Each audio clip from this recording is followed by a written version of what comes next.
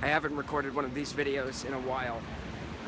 I can't really disclose why for contractual and safety reasons, but it did involve working with a production company that contacted me and expressed an interest in disseminating my message of political awareness. The series is still Page by Crippled Page, and if you want to reach me, I don't know how much I can talk about, but tweet at me, at MaxHBruno. The truth is our greatest weapon. Hello, my name is Max Bruno, and I am here to continue my verbatim and without judgment unabridged reading of Donald Trump's Crippled America, How to Make America Great Again. I will pick up exactly where I left off halfway through Chapter 3, Immigration, Good Walls Make Good Neighbors. In my last reading, Mr. Trump began to introduce his plan, a response to Operation Wetback, called Operation Winback.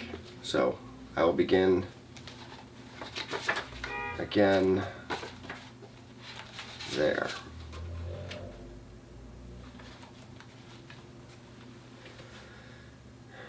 I want to be perfectly clear about something.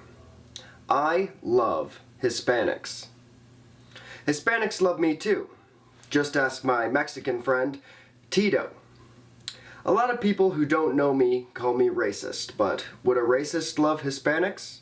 No. A racist wouldn't love Hispanics, and I do love Hispanics. So I can't be racist. It's not hard to understand. Sometimes I wonder if people call me a racist just because I'm a successful white man. Who's racist now? There are lots of good Hispanics. I employ hundreds of them. They make delicious taco bowls and other exotic delicacies involving cilantro. These are not the Hispanics that my immigration plan, Operation Winback, would target. Operation Winback would only go after the bad Hispanics, and the bad Africans or Asians or Middle Easterns. I want that to be very clear. But Mr. Trump, how can you tell the difference between good people and people garbage? The liberal media will surely ask. And my answer is pretty obvious. If you can't tell the difference, you know which one you are. I can tell a good Hispanic or Middle Eastern from a bad one. Anyone can. It's just not PC to say it. We're told that we're supposed to treat everyone the same, and this is causing a huge problem for winners in our country. Because they have to act like losers, and people garbage are the same as them. We all know we aren't. It's time to stop pretending. That's step one of Operation Winback. Stop pretending some people aren't better than other people. If you see a loser, call him a loser. If a woman is ugly, don't let her talk to you like she's pretty. Let your daughters know which one is your favorite. It's really that simple. Step 2 is where it gets a little more detailed. Step 2 of Operation Winback, start telling it like it is, to people garbage. I already do this, but you can too. The American people are showing over and over that they love my honesty, but that honesty is inside each and every one of you. I know I seem strong and confident and admirable, and it might be hard to believe that you could ever be like me, but in this one way, you can. If you see a Hispanic, ask them to prove that they're in this country illegally. If you notice a Middle Eastern who seems suspicious, let them know you're keeping an eye on them and not to try anything stupid. If you see a Hispanic next to a Middle Eastern, tell them that you prefer taco bowls to hummus, but they should really try some premium American steak. These are small things that have a big impact, and just a few examples of the easy ways you can help make America great again. Up until now, the steps of Operation Winback have all been grassroots. This means they spend no time bouncing around in a do-nothing Congress and cost $0 in the Americans' taxpayer money. That's just good business. Operation Winback starts in the black, and the problems fixed by this next step started in the black too, so to speak. Step 3 of Operation Winback, reinterpret the 14th Amendment. The original purpose of the 14th Amendment, which was ratified in 1868 following the Civil War, was to guarantee all rights granted to citizens in the Constitution to freed slaves.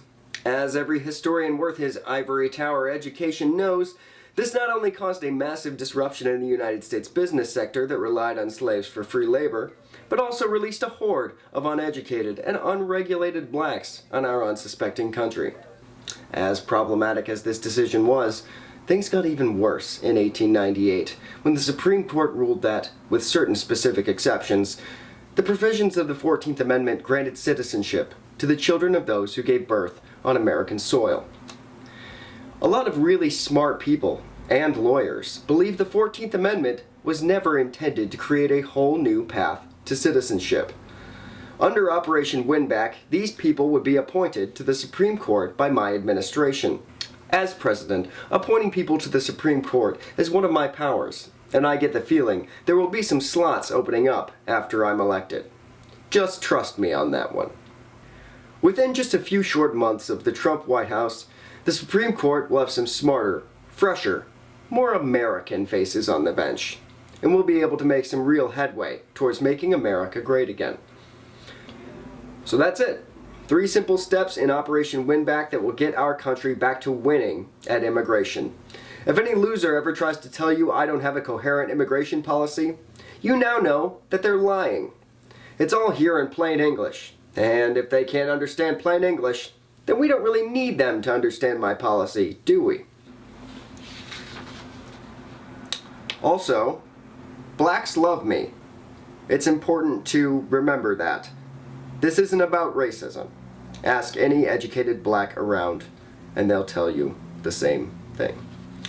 That concludes Chapter 3, Immigration, Good Walls Make Good Neighbors, of Crippled America, How to Make America Great Again. I would like to emphasize again that this is an exercise in political awareness for you to take this information and make your own decisions.